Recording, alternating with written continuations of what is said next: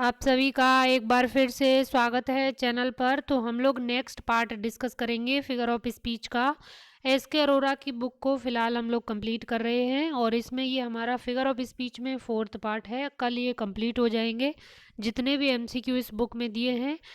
उसके अलावा फिर हम लोग नेक्स्ट टॉपिक है वो स्टार्ट करेंगे लिटरेरी टर्म का। तो चलिए शुरू करते हैं बिना टाइम वेस्ट किए हुए। आज का पहला प्रश्न है, when well apparelled April on the heel of limping winter treads। Shakespeare's के रोमियो एंड जूलियट की ये लाइन है, which figure of speech is used here. तो यहाँ पे पूछा है कौन सा फिगर ऑफ स्पीच यूज हुआ है यहाँ पे। तो करेक्ट आंसर यहाँ पर हो जाएगा ऑप्शन ए, पर्सोनिफिकेशन। पर्सोनिफिकेशन का मतलब होता है हिंदी में मानवीकरण, यानी कि जो एब्स्ट्रैक्ट या जो भौतिक चीज़ें हैं उनको मानवीय रूप में प्रस्तुत कर देना। तो वहाँ पे ही होता है पर्सोनिफिकेशन। नेक्स्ट है the Greek term prosopopoeia is also known as. तो ये जो ग्रीक रूट है प्रोसोपोपेया, इसी से पर्सोनिफिकेशन बना है। तो ऑप्शन डी करेक्ट आंसर हो जाएगा। नेक्स्ट है the moon doth with delight look around her when the heavens are bare, here the figure of speech is. तो यहाँ पे कौन सा फिगर ऑफ स्पीच है। तो यहाँ पे देखिए, यहाँ पे भी पर्सोनिफिकेशन होगा क्योंकि मून डथ डिलाइट। तो देखिए चंद्रमा है वो आनंदित है, तो चंद्रमा आनंदित नहीं होता, मनुष्य आनंदित होते हैं।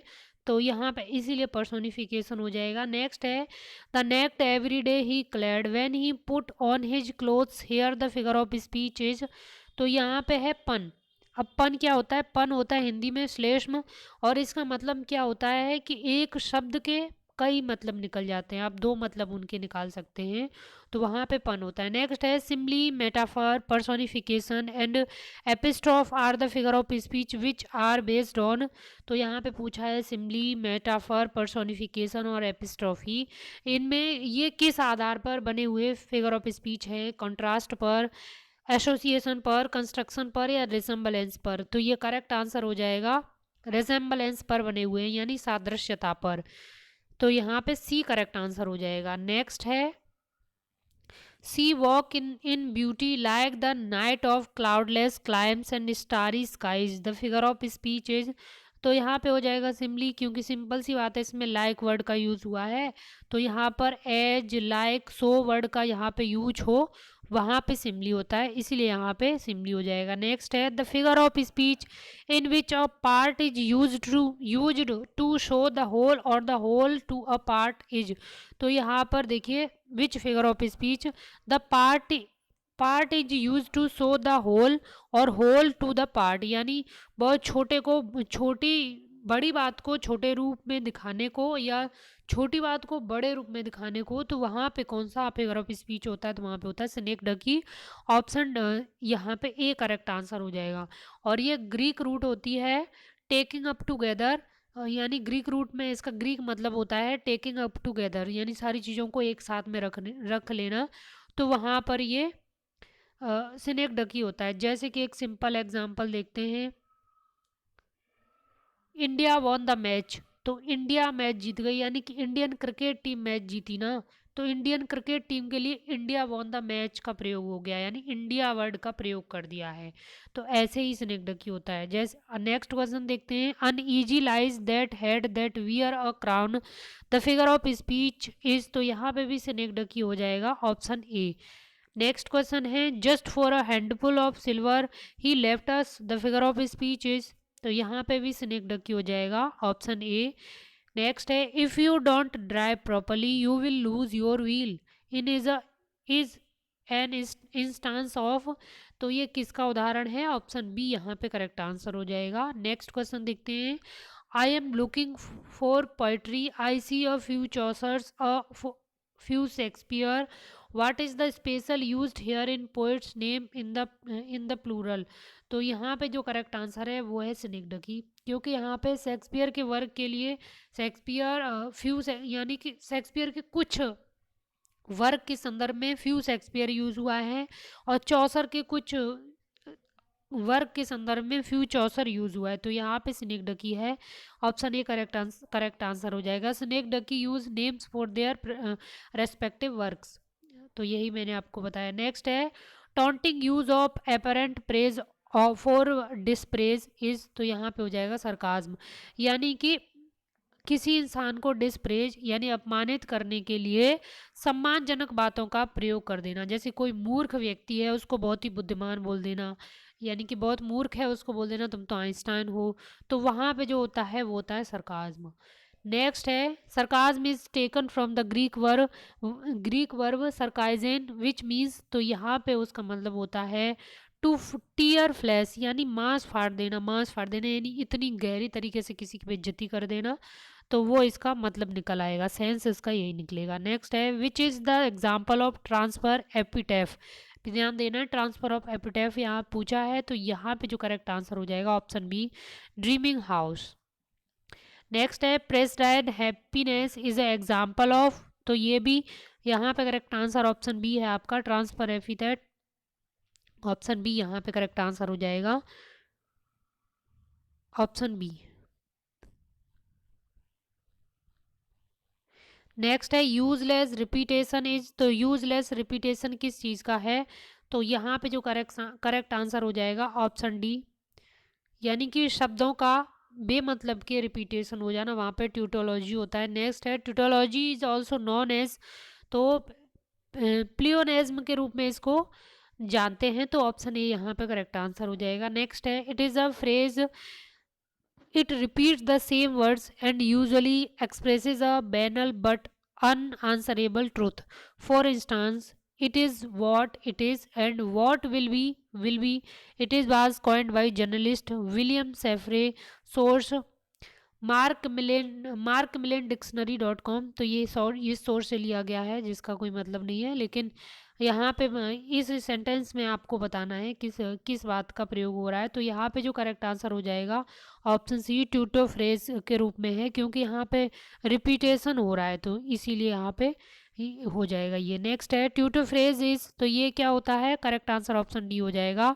और फ्रेज और sentence which repeats an idea in the same word, यानी कि उन्हीं शब्दों में किसी विचार को रिपीट कर दिया जाता है।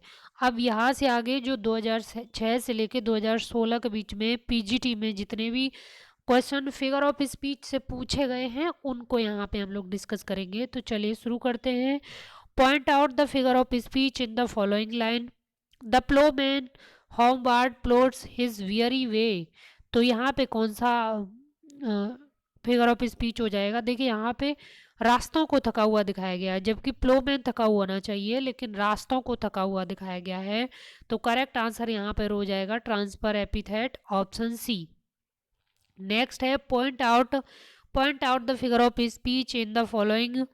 Little sorrow sit and weep, तो little sorrow sit and weep, तो यहाँ पे क्या हो जाएगा, पर्सोनिफिकेशन। क्यों हो जाएगा, little sorrow sit and weep, लेकिन सॉरो कोई ना तो बैठती है ना बैठ के रोती है, लेकिन यहाँ पे सॉरो को मानव रूप में प्रस्तुत कर दिया क्योंकि इंसान बैठता है रोता है, तो इसीलिए यहाँ पे पर्सोनिफिकेशन है। नेक्स्ट है the figure of speech and figure of speech used in the following sentence all the perfume of Arabia will not Sutton his little hand, तो यानी कि अरेबिया के सारे परफ्यूम उसके छोटे हाथों को नहीं धुल सकते, यानी उसके हाथों की जो हत्या की जो स्मेल है उसको नहीं छुड़ा सकते, तो यहाँ पे है हाइपरबली, इतनी अतिशयोक्ति रूप से इस बात को कहा गया है इसलिए हाइपरबली हो जाएगा। नेक्स्ट है point out the figure of speech in the following line, तो ओ world O life O time, तो यहाँ पे हो जाएगा एपिस्ट्रॉफ क्योंकि यहाँ पे संबोधन है, O world O life O time.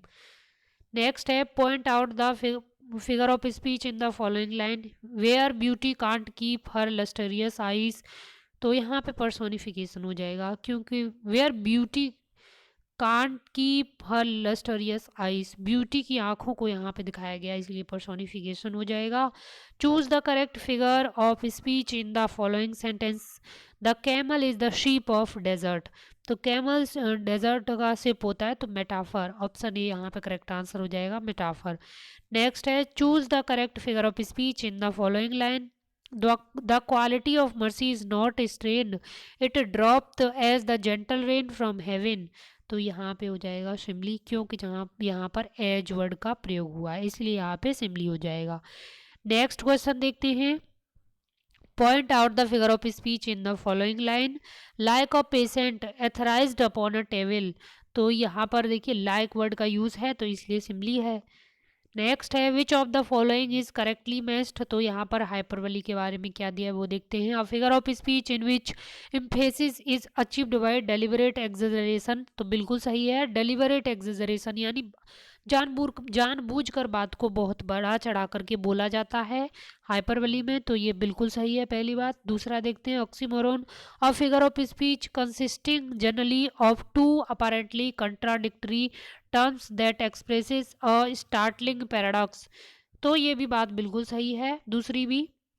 Metaphor, a figure of speech in which two unlike object are compared by identification, तो ये दूसरी बात। तीसरी बात भी सही है, तो all three options are matched correctly, तो ऑप्शन डी यहाँ पे करेक्ट आंसर हो जाएगा।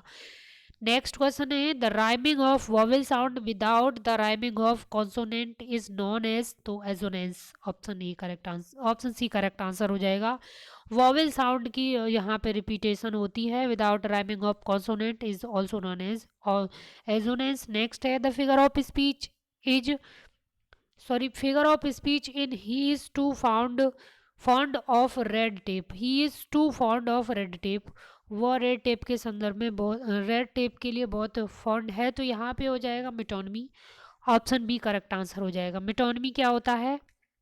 मिटोनमी होता है कि किसी चीज़ के लिए एक शब्द को यूज कर देना। रेड टेप, क्या रेड टेप का मतलब होता है बहुत लेट लतीफ़ी वाले कार्य जो होते हैं उसके लिए यूज़ किया जाता है। ब्यूरोक्रेसी में इस वर्ड को बहुत यूज किया जाता है क्योंकि भारतीय संदर्भ में जो ब्यूरोक्रेसी है वो कॉलोनियल एरा की है और उसमें रेड टेपिज्म की जो स्थिति है वो बहुत ज़्यादा होती है। तो रेड टेप एक ऐसा शब्द है जो कि लेट लतीफ़ी बहुत धीरे धीरे कार्य करने के लिए जाना जाता है, तो वही उसी जैसे कि लेट लतीफ़ी के लिए कौन सा वर्ड यूज़ कर दिया? रेड टेप, तो ये एक मिटोनमी का एग्जाम्पल बन गया, तो ऑप्शन बी यहाँ पे करेक्ट आंसर हो जाएगा। बाकी केस में 30 क्वेश्चन और बचे, कल वो कंप्लीट हो जाएंगे, तो फिगर ऑफ स्पीच इस बुक से बिल्कुल कंप्लीट हो जाएंगे। फिर लिटरेरी टर्म कर लेते हैं एक बार, फिर उसके बाद रंजीत सिंह की बुक में जितने एमसीक्यू हैं उनको डिस्कस कर लेंगे और बाकी फिर प्रैक्टिस सेट स्टार्ट करेंगे डेली एक। तो आप इस चैनल से जुड़े रहें, चैनल पर नए हैं तो और हमारा टेलीग्राम चैनल जरूर ज्वाइन कर लें जिसका लिंक आपको नीचे डिस्क्रिप्शन बॉक्स में मिल जाएगा। जब महत्वपूर्ण पीडीएफ वगैरह हैं वो मिलती रहती हैं और जैसे ही एग्ज़ाम की डेट घोषित हो जाए, और वैसे हम उससे पहले भी प्लानिंग कर रहे हैं कि जो ग्रामर की प्रैक्टिस है वो स्टार्ट करवा दी जाए। फिलहाल में भी वॉकेब है वो चल रही है, अभी बीच में 3-4 दिन रोक दी गई थी क्योंकि तबीयत थोड़ी ज़्यादा ख़राब हो गई थी, इसलिए उसको नहीं करवा पा रहे थे, लेकिन फिर से स्टार्ट कर देंगे अब 1-2 दिन में उसको, तो आप उससे जुड़ जाएं। तो चलिए नेक्स्ट वीडियो मिलते हैं, धन्यवाद।